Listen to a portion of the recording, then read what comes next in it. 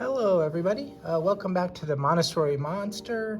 This video is going to be about the best practices for how children should write, particularly with page organization. We talk a lot about handwriting, letters, which is important, but let's talk about page organization a little bit. That's something that doesn't get talked about enough. So this is actually my notebook that I use in the classroom. And it's similar to what children use. Your classroom or your situation might be pretty different, but these composition notebooks are great because it's basically a portfolio then of a lot of their work. Believe it or not, in first grade, children will turn their notebook or their paper the wrong way. So I do like to talk about what are margins, and which way should the page be facing so they don't get too turned around. It'll happen some anyway, but you can sort of try and reinforce it. It's better to give them that information than let them try. So I talk about the bold red margin and how you can see through the paper and see the line behind from the other side, and how this is how your page should be orientated. And I often talk about this space up here. It's like a header that they can write a title and sometimes the date. So,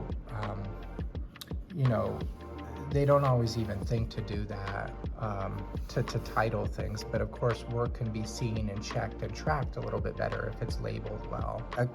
A couple common mistakes children make, or not mistakes, but things that they could improve on as far as page organization.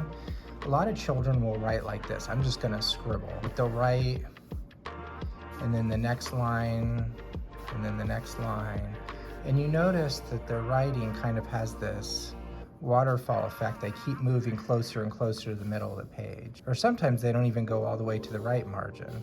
And pretty soon they're only getting 3 or 4 words on a line or something like that. And so they kind of lose a lot of space on their page. You don't want them to do that, of course, so it's nice to talk about starting at the margin on the left, at that red line. I encourage children to skip lines, and so when they're first starting out, I kind of ask their permission because it's their paper, but if they're okay with learning this, I'll maybe put little dots at the start of a work. Whoops, I started to put one in the wrong line. And then I'll say, okay, write on the lines with the dots on them, like that. And then, if they're working on spelling or sentence structure or something like that, they have a little room to work and it looks nicer. So if they're sort of starting, if they go margin to margin and they're skipping lines, they tend to write neater and start improving their spelling and their reading, and a lot of things come together. But if you don't help children structure that, it can be a big mess, and their room for growth is really sort of stuck. It's worth mentioning this and helping children work on that. My final point here about page organization would be numbering. If they're numbering something, it works really well to put the number on the left side of the margin, and then to write the answers or whatever you're writing about, and then you skip your line and write the number like so.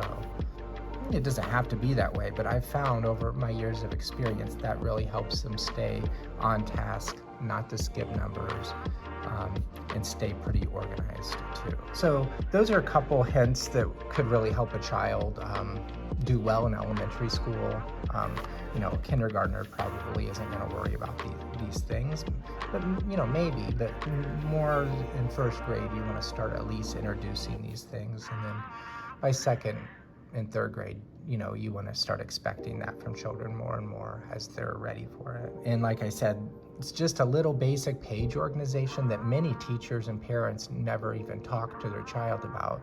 If you can get kind of organized and trying to do those kind of simple steps, it makes a big difference for their learning curve. So I highly recommend those things for helping your child or students. All right, there's some quick tips. Thank you, everybody.